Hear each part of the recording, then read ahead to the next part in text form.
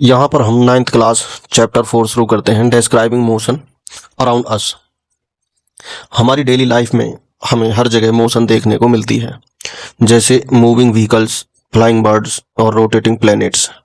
इस चैप्टर में हम समझेंगे कि ऑब्जेक्ट्स कैसे मूव करते हैं और मोशन को साइंटिफिकली कैसे डिस्क्राइब किया जाता है। हम इम्पोर्टेंट कंसेप्ट जैसे डिस्टेंस, डिस्प्लेसमेंट, स्पीड, वेलोसिटी और एक्सेलरेशन के बारे में भी यहाँ पर हम पढ़ेंगे। हम मोशन को ग्राफ और काइनेमेटिक इक्वेशन की हेल्प से भी स्टडी करेंगे, जिससे मूवमेंट को समझना और आसान हो जाएगा।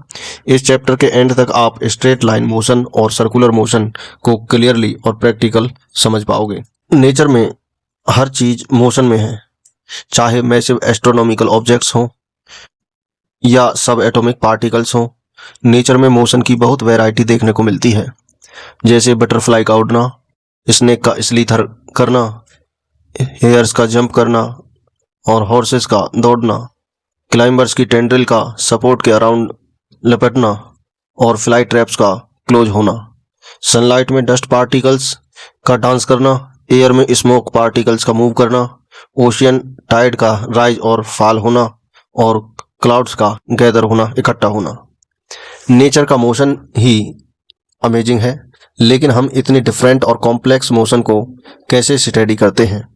जैसे आपने फर्स्ट चैप्टर में पढ़ा, साइंटिस्ट किसी कॉम्प्लेक्स फेनोमिना को समझने के लिए पहले उसके सिंपल और आइडियल फॉर्म की स्टडी करते हैं। मोशन के सिंपल टाइप्स होते हैं, लीनियर मोशन, सर्कुलर मोशन और ऑक्सिलेटरी मोशन। इस चैप्टर में आप इनके बारे में पहले भी पढ़ चुके हो। इस चैप्टर में हम लीनियर मोशन यानी स्ट्रेट लाइन मोशन और यूनिफॉर्म सर्कुलर मोशन को डिटेल में पढ़ेंगे। पहले आप डिस्टेंस, टाइम और स्पीड जैसे फिजिकल क्वांटिटी पढ़ चुके हैं। अब आप कुछ नए फिजिकल क्वांटिटी पढ़ेंगे, जैसे displacement, average velocity, average acceleration. आप मोशन को सिर्फ वर्ड्स में नहीं, बाकी नंबर्स, इक्वेशंस और ग्राफ के थ्रू भी डिस्क्राइब करना सीखेंगे। अब जो टॉपिक आता है, मोशन इन स्ट्रेट लाइन। जब कोई ऑब्जेक्ट स्ट्रेट लाइन में मूव करता है, उस मोशन को लीनियर मोशन या मोशन इन स्ट्रेट लाइन कहा जाता है। ये मोशन का सबसे सिंपल टाइप होता है। आपने अपने चारों ओर ऐसे एग्जाम्पल देखे होंगे, जैसे स्विमिंग रेस में चिल्ड्रन का मूव करना, वर्टिकली गिरती हुई बॉल और स्ट्रेट हाईवे पर चलती हुई कार और स्ट्रेट रेलवे ट्रैक पर चलती हुई ट्रेन। किसी ऑब्जेक्ट के मोशन को डिस्कस करने के लिए सबसे पहले हमें अलग अलग टाइम पर उसकी पोजीशन डिस्क्राइब करनी होती है। अब डिस्क्राइबिंग द पोजीशन, हम किसी ऑब्जेक्ट की पोजीशन कैसे डिस्क्राइब करते हैं। इसके लिए सबसे पहले हमें एक फिक्स पॉइंट चूज करना पड़ता है, जिसे रेफरेंस पॉइंट कहते हैं। किसी भी इंस्टेंट पर ऑब्जेक्ट की रेफरेंस पॉइंट से दूरी या रेफरेंस पॉइंट से डायरेक्शन, ये मिलकर ऑब्जेक्ट की पोजीशन बताते हैं। सिर्फ डिस्टेंस बताना काफ़ी नहीं होता, डायरेक्शन बताना भी जरूरी होता है। मोशन और रेस्ट, जब हम कब कहते हैं कि कोई ऑब्जेक्ट मोशन में है, यदि ऑब्जेक्ट की पोजीशन रेफरेंस पॉइंट के रेस्पेक्ट में टाइम के साथ चेंज होती रहती है, तो उस ऑब्जेक्ट को मोशन में कहा जाता है। यदि ऑब्जेक्ट की पोजीशन टाइम के साथ चेंज नहीं होती, तो ऑब्जेक्ट को रेस्ट में कहा जाता है। एग्जाम्पल, इसमें हम athletes running on a straight track. मान लो एक एथलीट स्ट्रेट ट्रैक पर रन कर रही है। उसकी पोजीशन डिस्क्राइब करने के लिए हम उसके स्टार्टिंग पॉइंट को रेफरेंस पॉइंट मान लेते हैं। एक स्ट्रेट लाइन ड्रॉ करते हैं जिसमें डिस्टेंस मार्क होते हैं। रेफरेंस पॉइंट को ओ कहा जाता है। एथलीट ओ से रन स्टार्ट करती है, डिफरेंट टाइम पर उसकी पोजीशन ए और बी से शो की जाती है, जैसा कि इस पिक्चर में दिखाया गया है। ये रेफरेंस पॉइंट होता है। ये पॉइंट ए, पॉइंट बी और पॉइंट ए होते हैं। Direction in straight line motion, straight line motion में ऑब्जेक्ट सिर्फ दो डायरेक्शन में मूव कर सकता है, फॉरवर्ड और बैकवर्ड। डायरेक्शन को रिप्रेजेंट करने के लिए पॉजिटिव साइन और नेगेटिव साइन यूज किए जाते हैं। जनरली ओरिजिन ओ के राइट साइड की पॉजिटिव होती है और ओरिजिन ओ के लेफ्ट साइड की पोजीशन नेगेटिव होती है। इस तरह डिस्टेंस और डायरेक्शन दोनों मिलकर ऑब्जेक्ट की एग्जैक्ट पोजीशन को डिस्क्राइब करते हैं। अब है इंस्टेंट ऑफ टाइम और टाइम इंटरवल। ये क्या है? इंस्टेंट ऑफ टाइम और टाइम इंटरवल सेम चीज़ नहीं होते हैं। इंस्टेंट ऑफ टाइम का मतलब होता है क्लॉक की एक सिंगल रीडिंग किसी स्पेसिफिक मोमेंट पर, जैसे 10 AM या फिर 5 सेकंड या 2:30 PM। ये सब इंस्टेंट ऑफ टाइम के एग्जाम्पल हैं।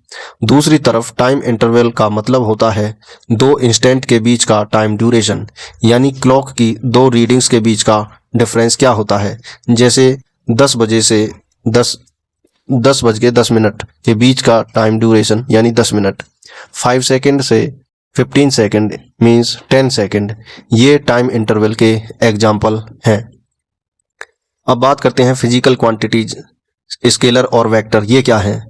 जो फिजिकल क्वांटिटी सिर्फ न्यूमेरिकल वैल्यू से स्पेसिफाई की जा सकती हैं उन्हें स्केलर क्वांटिटी कहा जाता है, जैसे डिस्टेंस, स्पीड, टाइम और मास। जो फिजिकल क्वांटिटी को डिस्क्राइब करने के लिए डायरेक्शन और मैग्नीट्यूड दोनों बताने पड़ते हैं उन्हें वेक्टर कहा जाता है, जैसे डिस्प्लेसमेंट, वेलोसिटी, एक्सेलरेशन और फोर्स। आप इन कंसेप्ट के बारे में हायर ग्रेड में और डिटेल में पढ़ेंगे। नेक्स्ट जो टॉपिक आता है distance travelled and displacement. Suppose एक एथलीट पॉइंट O से टाइम t0 सेकंड पर रनिंग स्टार्ट करती है। वो पॉइंट B पर 4 सेकंड पर पहुंचती है, फिर पॉइंट A पर वो 10 सेकंड पर पहुंचती है। उसके बाद सेम पाथ पर वापस रन करके पॉइंट B पर वह 16 सेकंड में पहुंचती है। एथलीट ने स्टार्टिंग पॉइंट से स्टॉपिंग पॉइंट तक टोटल कितनी डिस्टेंस ट्रेवल की, जैसा कि इस पिक्चर में दिखाया गया है। ये रेफरेंस पॉइंट है और यहाँ पर पॉइंट B है और यहाँ पॉइंट A है। ये पॉइंट B का टाइम है t 4 सेकंड, ये पॉइंट A का टाइम है 10 सेकंड, ये वापस आने का टाइम है यहाँ पर ये टोटल 16 सेकंड। तो यहाँ पर टोटल डिस्टेंस हम कैसे बताएंगे? OA प्लस OB यानी 100 मीटर प्लस 60 मीटर, ये हो जाएगा 160 मीटर टोटल। डिस्टेंस ट्रेवल्ड को डिस्क्राइब करने के लिए सिर्फ न्यूमेरिकल वैल्यू चाहिए होती है, डायरेक्शन की ज़रूरत नहीं होती। डिस्टेंस और डिस्प्लेसमेंट दोनों की SI यूनिट मीटर में होती है, जैसा कि इस पिक्चर में दिखाया गया है। यहाँ 0 सेकंड से 16 सेकंड के बीच में टोटल डिस्टेंस जो ट्रेवल की गई है वो 160 मीटर है। डिस्प्लेसमेंट 40 मीटर है और पॉजिटिव डायरेक्शन में है। इस एग्जाम्पल से हमें पता चलता है कि टोटल डिस्टेंस ट्रेवल्ड और मैग्नीट्यूड ऑफ डिस्प्लेसमेंट बराबर यानी इक्वल नहीं है। क्या ये दोनों कभी इक्वल हो सकते हैं? हाँ, यदि ऑब्जेक्ट स्ट्रेट लाइन में सिर्फ एक ही डायरेक्शन में मूव करे बिना डायरेक्शन चेंज किए, तब डिस्टेंस ट्रेवल्ड डिस्प्लेसमेंट के बराबर होगा। यहाँ पर एक क्वेश्चन है कि एथलीट एक स्ट्रेट ट्रैक पर बैक एंड फोर्थ रन करता है। When will be the displacement of athlete is 0। Displacement कब 0 होगा और what will be the total distance travelled, total distance कितनी होगी? एथलीट का डिस्प्लेसमेंट तब 0 होगा जब वो वापस अपने स्टार्टिंग पॉइंट पर आ जाएगी, क्योंकि इनिशियल पोजीशन और फाइनल पोजीशन सेम होगी, इसलिए डिस्प्लेसमेंट 0 होगा।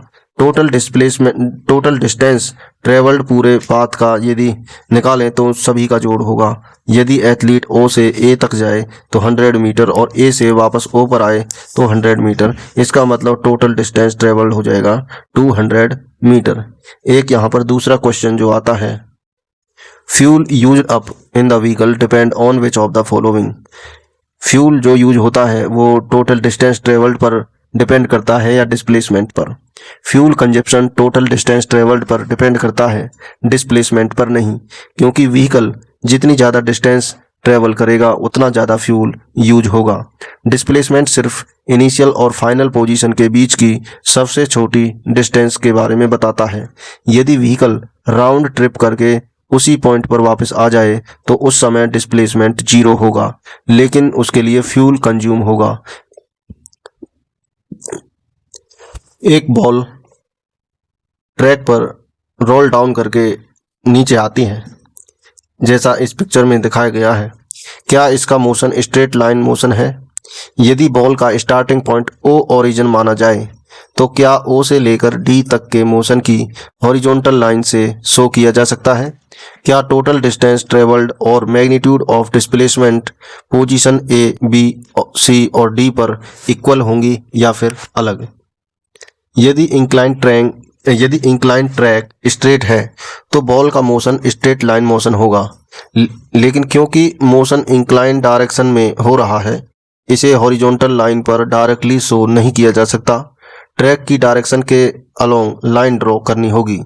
यदि बॉल ओ से डी तक बिना डायरेक्शन चेंज किए मूव करे तो हर पॉइंट ए, बी, सी और डी पर टोटल डिस्टेंस ट्रेवल्ड बराबर होगी मैग्नीट्यूड ऑफ डिस्प्लेसमेंट, क्योंकि बॉल एक ही डायरेक्शन में मूव कर रही है और वापस टर्न नहीं करती।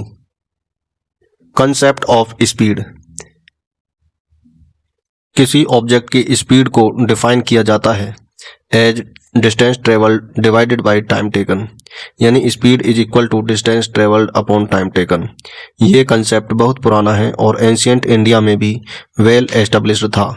इसका reference Aryabhata 15th century CE जैसे ग्रंथों में मिलता है। इस कंसेप्ट पर बेस्ड एक प्रॉब्लम फेमस मैथमेटिकल टेक्स्ट गणित का मुड़ी 14वीं शताब्दी CE से ली गई है।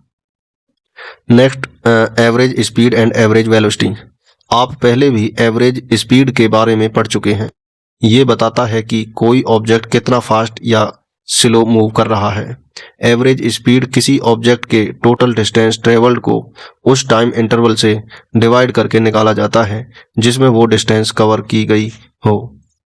Formula average speed is equal to total distance travelled divided by time interval.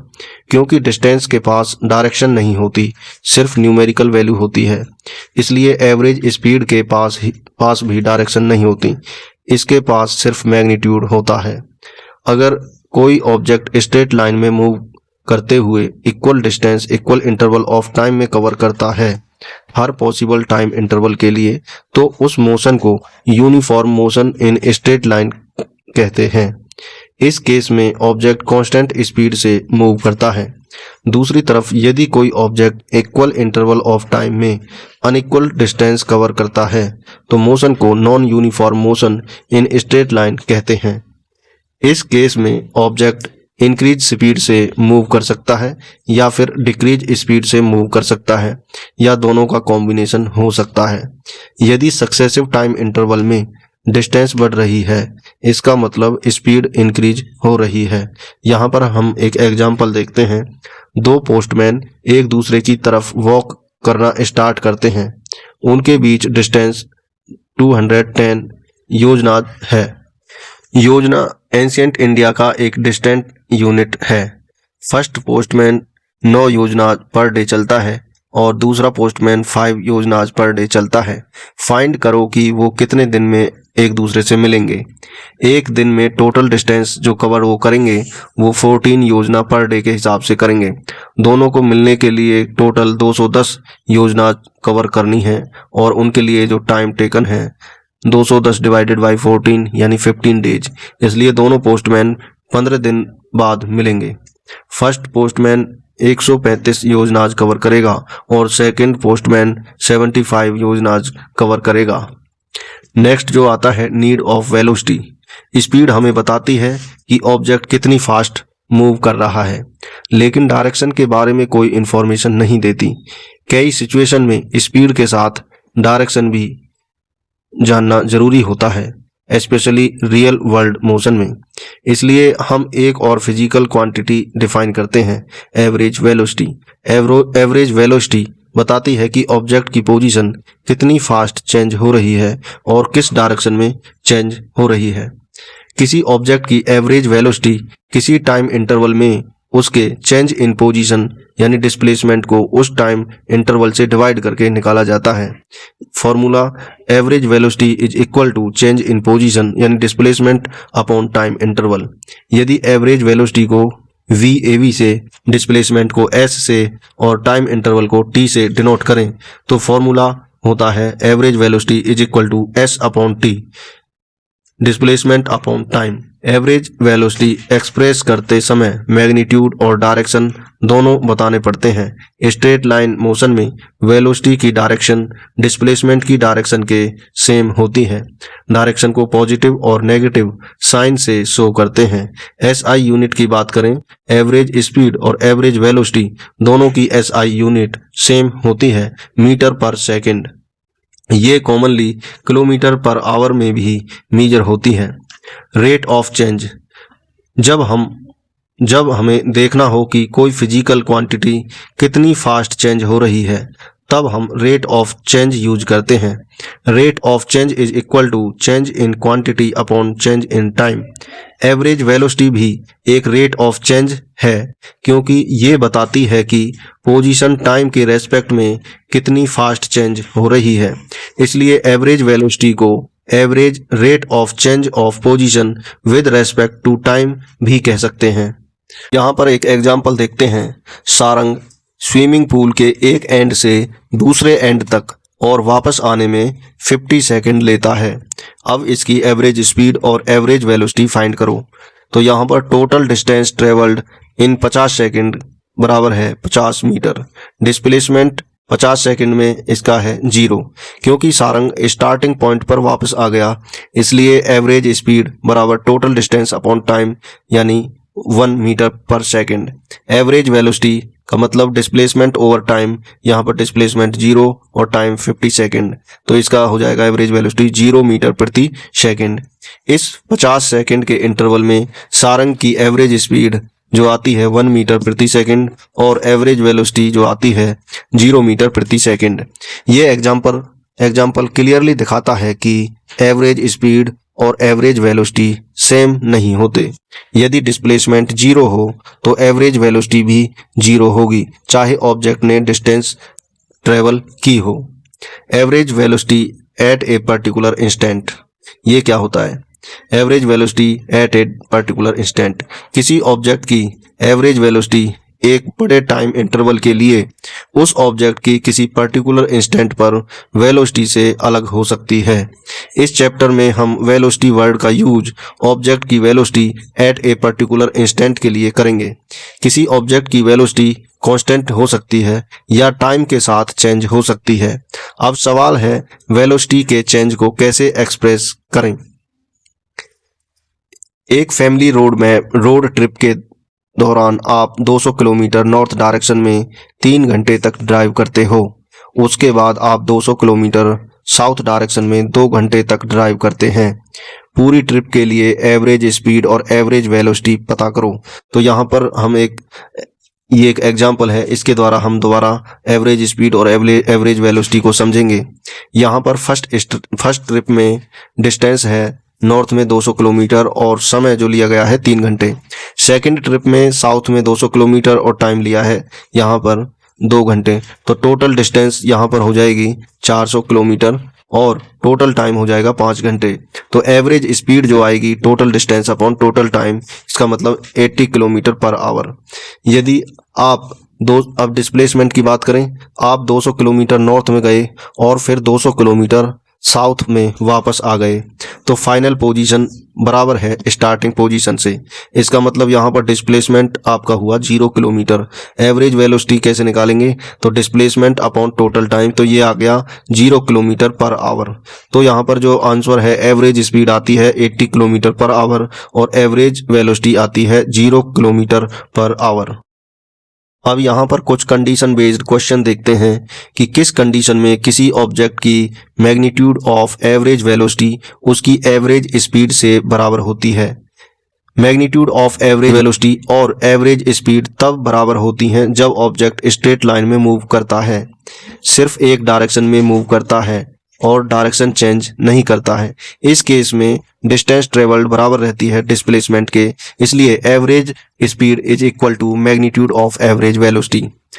Second condition में, किस कंडीशन में मैग्नीट्यूड ऑफ एवरेज वेलोसिटी 0 होती है लेकिन एवरेज स्पीड 0 नहीं होती? ये तब होता है जब ऑब्जेक्ट वापस अपने स्टार्टिंग पॉइंट पर आ जाता है। इस केस में डिस्प्लेसमेंट 0 होता है और डिस्टेंस ट्रेवल्ड 0 नहीं होती, इसलिए एवरेज वेलोसिटी 0 लेकिन एवरेज स्पीड 0 नहीं होता। एग्जाम्पल, सर्कुलर ट्रैक का एक कंप्लीट राउंड। घर से जाकर वापस आ जाना, ये इसके एग्जाम्पल हैं। अब नेक्स्ट जो टॉपिक आता है speedometer and instantaneous velocity. Vehicle के स्पीडोमीटर की रीडिंग लगभग उस व्हीकल की किसी इंस्टेंट पर वेलोसिटी के मैग्नीट्यूड के इक्वल होती है, जबकि टायर की डायरेक्शन उस इंस्टेंट पर वेलोसिटी की डायरेक्शन बताती है, जिससे हम सिंपल वर्ड में वेलोसिटी एट एन इंस्टेंट कह सकते हैं, उससे इंस्टेंटेनियस वेलोसिटी कहते हैं।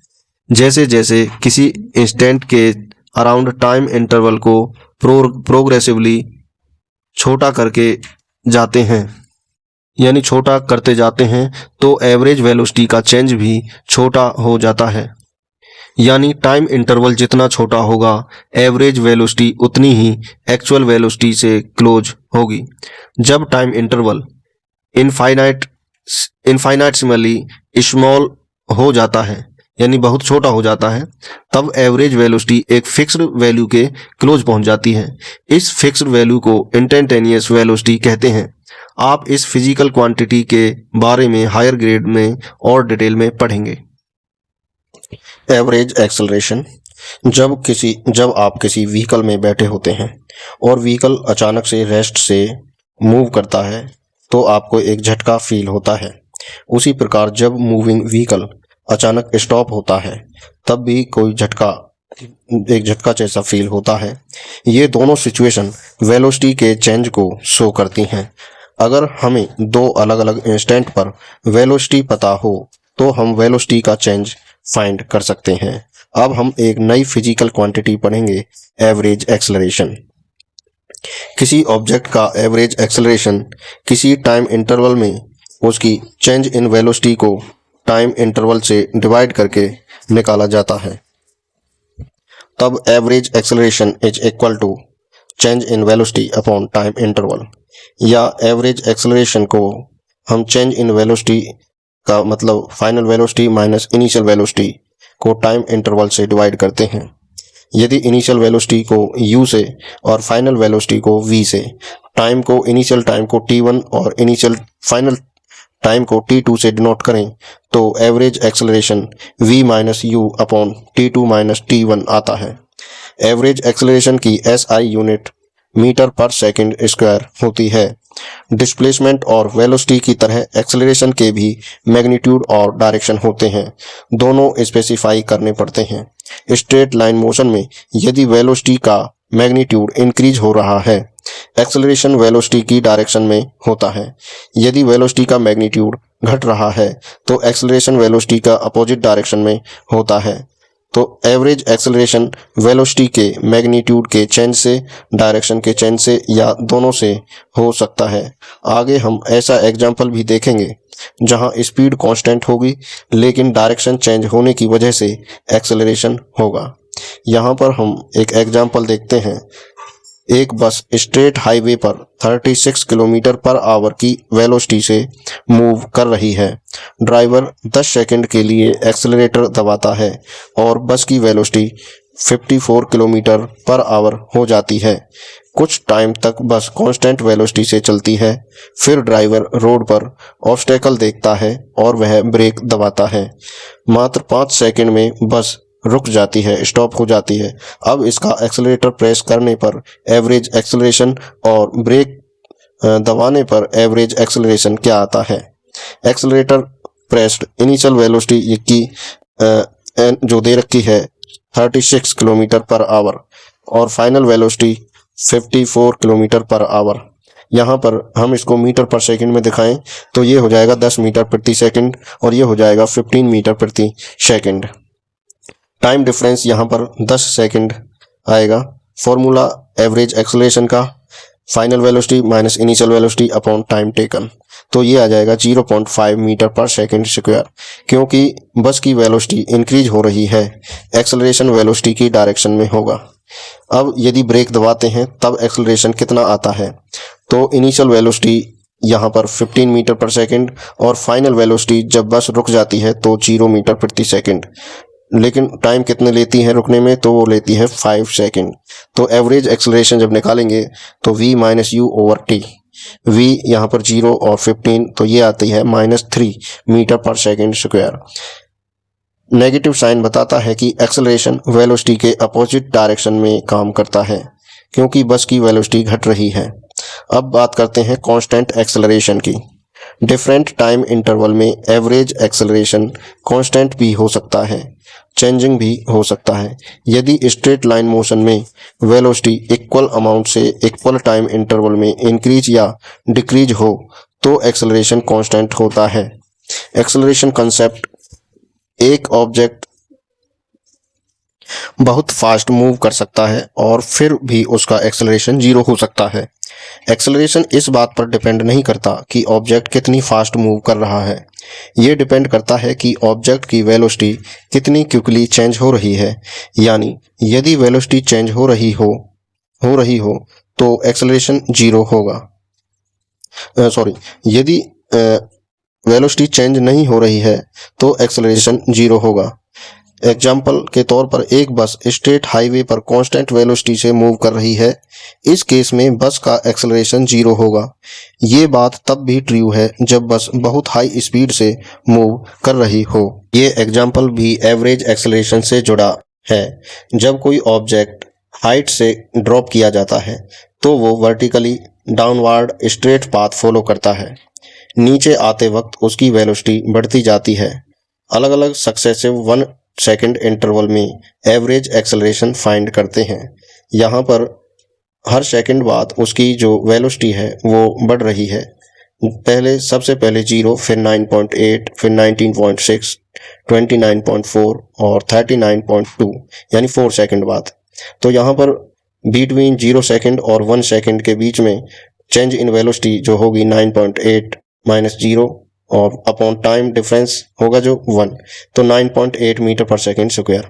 अब बिटवीन 1 सेकेंड एंड 2 सेकेंड में यदि देखें तो change in velocity 19.6 minus 9.8 upon difference time interval तो 9.8। इसी तरीके से 9.8 हर सक्सेसिव 1 सेकेंड के बाद आती है। हर इंटरवल में एवरेज एक्सेलरेशन सेम होता है, इसलिए एक्सेलरेशन कांस्टेंट है। तो यहाँ पर एवरेज एक्सेलरेशन सभी केस में 9.8 मीटर पर सेकेंड स्क्वायर आता है। क्योंकि वेलोसिटी मोशन की डायरेक्शन में इंक्रीज हो रही है, एक्सेलरेशन भी मोशन की डायरेक्शन में ही है। इस एक्सेलरेशन को एक्सेलरेशन ड्यू टू ग्रेविटी कहते हैं। इसे हम स्मॉल जी से डिनोट करते हैं। ओरिजिन और पॉजिटिव डायरेक्शन हम अपनी कन्वीनियंस के अकॉर्डिंग चूज कर सकते हैं। उदाहरण के लिए कभी ओरिजिन ग्राउंड लेवल पर ले सकते हैं, कभी स्टार्टिंग पॉइंट पर, लेकिन एक बार चूज करने के बाद प्रॉब्लम सोल्व करते वक्त उसे चेंज नहीं करना चाहिए। जैसे वेलोसिटी को किसी इंस्टेंट पर डिफाइन कर सकते हैं, वैसे ही एक्सेलरेशन को भी किसी इंस्टेंट पर डिफाइन किया जा सकता है। इंस्टेंटेनियस एक्सेलरेशन: जैसे वेलोसिटी एट एन इंस्टेंट को इंस्टेंटेनियस वेलोसिटी कहते हैं, वैसे ही एक्सेलरेशन एट एन इंस्टेंट को इंस्टेंटेनियस एक्सेलरेशन कहते हैं।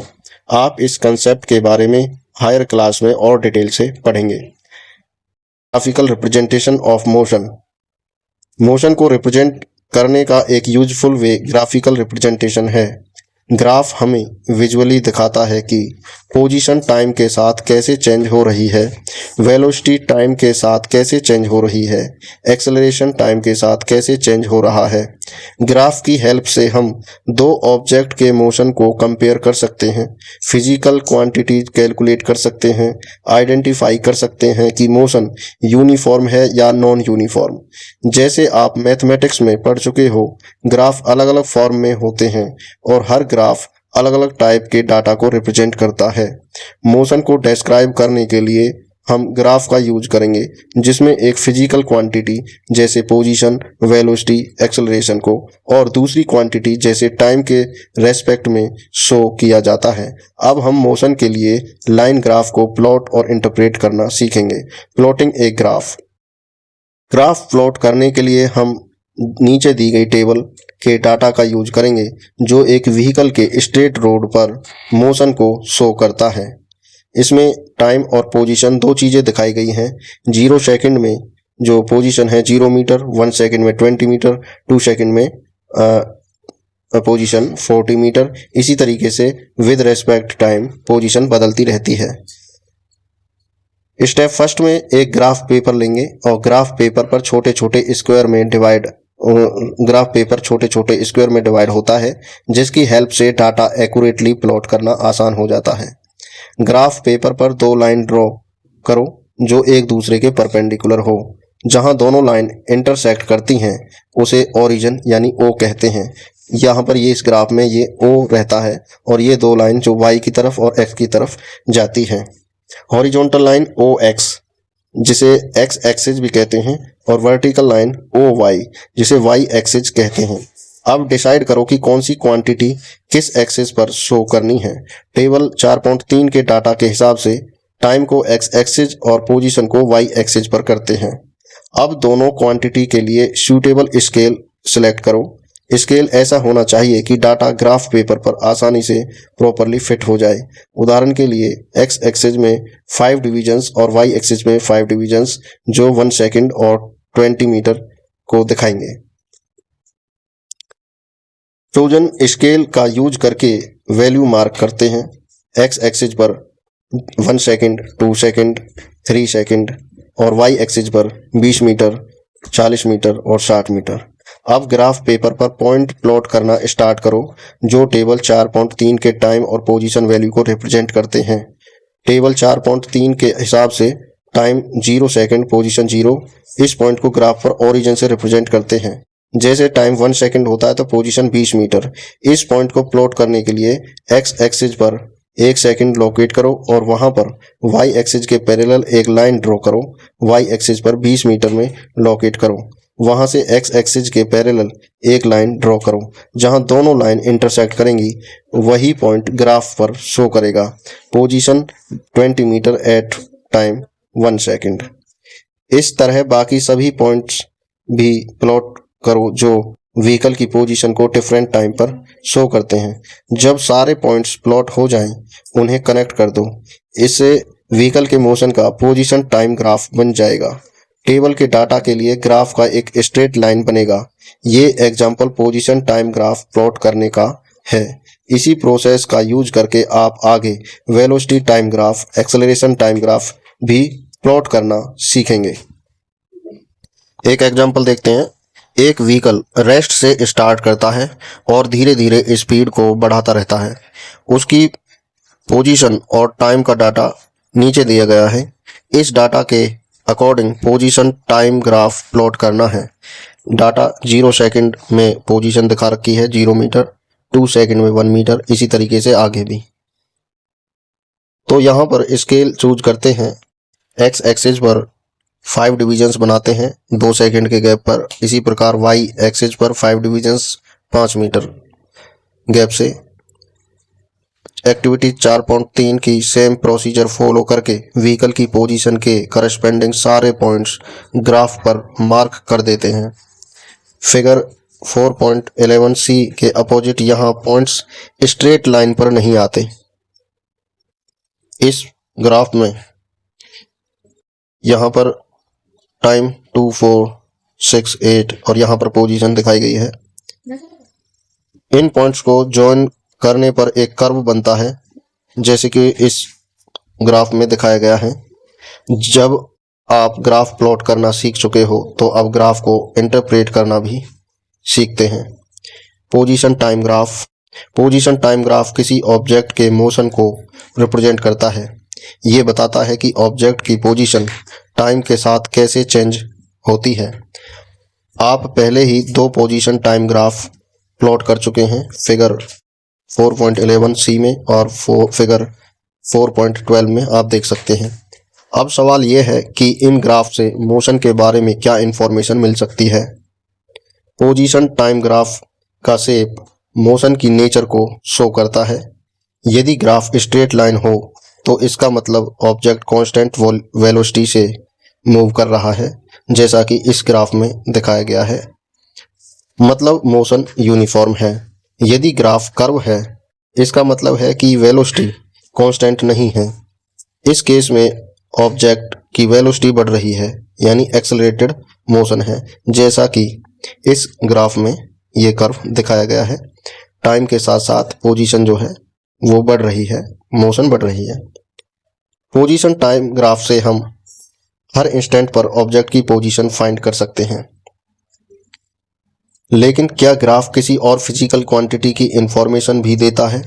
हाँ, इस ग्राफ से हम ये भी कैलकुलेट कर सकते हैं कि पोजीशन कितनी फास्ट चेंज हो रही है, यानी ऑब्जेक्ट की वेलोसिटी। तो इस एक्टिविटी में हम ग्राफ के माध्यम से कैलकुलेट करेंगे। पोजीशन टाइम ग्राफ में ग्राफ का एक पार्ट लो, मान लो ए बी, इस जैसा कि इस ग्राफ में है। पॉइंट ए से एक लाइन एक्स एक्सिस के पैरेलल ड्रॉ करो और एक लाइन वाई एक्सिस के पैरेलल ड्रॉ करो। सेम प्रोसेस पॉइंट बी के लिए रिपीट करो। फिर ए से हॉरिजॉन्टल लाइन एक्सटेंड करो, इससे ट्राइंगल ए बी सी बन जाएगा। अब देखो साइड बी सी क्या रिप्रेजेंट करती है और साइड ए सी ए क्या रिप्रेजेंट करती है। बी सी रिप्रेजेंट करता है चेंज इन पोजीशन, जिसे हम S2 माइनस S1 से दिखा सकते हैं। सी ए रिप्रेजेंट करता है चेंज इन टाइम, जिसे हम T2 माइनस T1 से डिनोट कर सकते हैं, जैसा कि इस ग्राफ में दिया गया है। चेंज इन पोजीशन B और C, S2 इसको, S1 इसको मानेंगे, और चेंज इन टाइम T2 इसको मानेंगे C को और T1 इसको मानेंगे। तो यहाँ पर एवरेज वेलोसिटी निकालेंगे change in position upon change in time. इसको हम बी सी अपॉन सी ए भी लिख सकते हैं। बी सी को S2 माइनस S1 और सी ए को T2 माइनस T1 लिख सकते हैं। ग्राफ से वैल्यू निकालते हैं।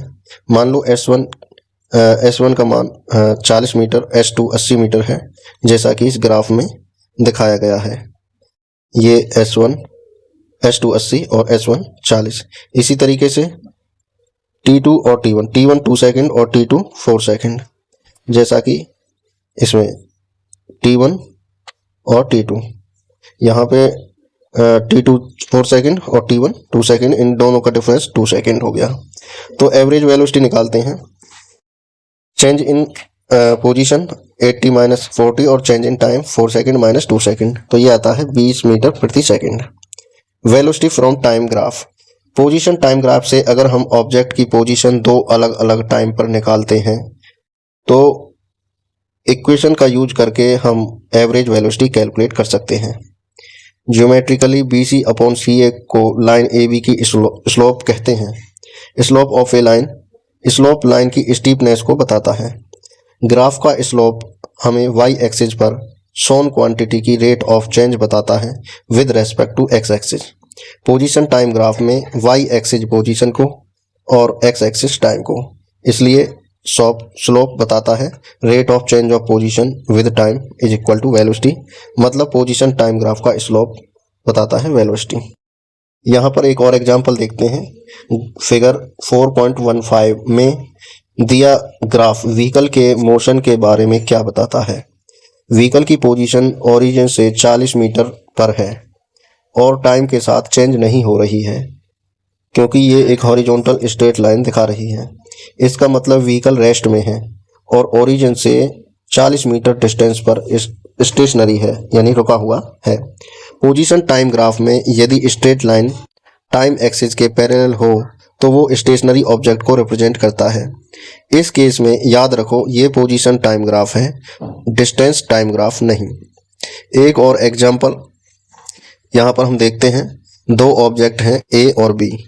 ए और बी के पोजीशन टाइम ग्राफ नीचे फिगर में दिखाए गए हैं। किस ऑब्जेक्ट की एवरेज वेलोसिटी का मैग्नीट्यूड ज़्यादा होगा? एक्सिस के पैरेलल लाइन ड्रॉ करने पर फिगर बी में पता चलता है कि सेम टाइम इंटरवल के लिए ऑब्जेक्ट बी का डिस्प्लेसमेंट ऑब्जेक्ट ए से ज़्यादा है, यानी ए बी जो है दोनों के बीच में पोजीशन डिस्प्लेसमेंट जो है उसका अंतर है। मतलब लाइन बी की स्लोप लाइन ए की स्लोप से स्टीपर है, यानी खड़ी है। क्योंकि स्लोप वेलोसिटी को रिप्रेजेंट करता है, इसलिए ऑब्जेक्ट बी की वेलोसिटी ऑब्जेक्ट ए से ज़्यादा है। Velocity time graph. Velocity time graph किसी मूविंग ऑब्जेक्ट की वेलोसिटी का टाइम के साथ चेंज शो करता है। बिल्कुल पोजीशन टाइम ग्राफ की तरह आप एक्टिविटी 4.3 के स्टेप्स फॉलो करके वेलोसिटी टाइम ग्राफ भी प्लॉट कर सकते हैं। अब कुछ एग्जांपल देखते हैं। मान लो एक कार स्ट्रेट हाईवे पर सेम डायरेक्शन में 72 किलोमीटर पर आवर या 20 मीटर पर सेकंड की स्टेडी वेलोसिटी से मूव कर रही है। इसका वेलोसिटी टाइम ग्राफ फिगर 4.17 में शो किया गया है। ये इसका फिगर जो स्ट्रेट लाइन दिखाता है।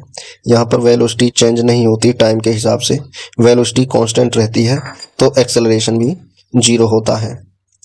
यहाँ पर सेकंड केस जो देखते हैं, अब एक और कार को कंसीडर करो जो रेस्ट से स्टार्ट हुई है।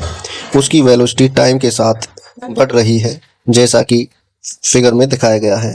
इस केस का वेलोसिटी टाइम ग्राफ इस ग्राफ में दिखाया गया है।